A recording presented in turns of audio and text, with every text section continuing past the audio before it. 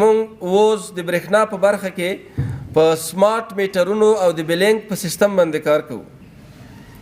اوسنی کوم میټرونه چې دي یا انالوګ او یا هم ډیجیټل دا هغومره مسؤل نه دي. دغه میټرونه کې لاسوهنه ډیره په اسانه کیږي. په دغه میټرونو کې داسې هم کېدلی شي چې تا 10 کیلو واټه برق مصرف کړي او بیل درشي د 16 کیلو واټو درشي. داسې هم کېدلی شي چې تا 100 کیلو واټه برق مصرف کړي خو بیل درته د 1 کیلو واټ په اندازه باندې درشي. یعنی دا مسؤل میټرونه نه دي. په دې کې د فساد امکانات زیات شته. همدارنګه بلینګ سیستم چې موږ ولس او ادارې ټول یو سره ستړي دي دا هم هغه سیستم نه ده چې کوم سیستم ته موږ او تاسې تمه لرو. نو په همدې اساس موږ د تیرې یوې میاشتې یوې نوې میاشتې راهیسې په دغه سیستم باندې ډېر قوي کار وکړو. دې ته تخنیکي کمیټه جوړه کړه.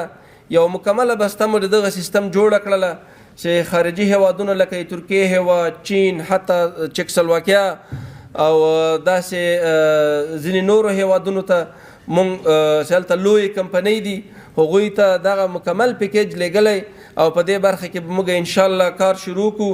او دا به داسې یوه برخه وي چې بیا به دې ته اړتیا نه وي چې د موږ میترخوانان کور په کور ګرځي میترخواني کوي.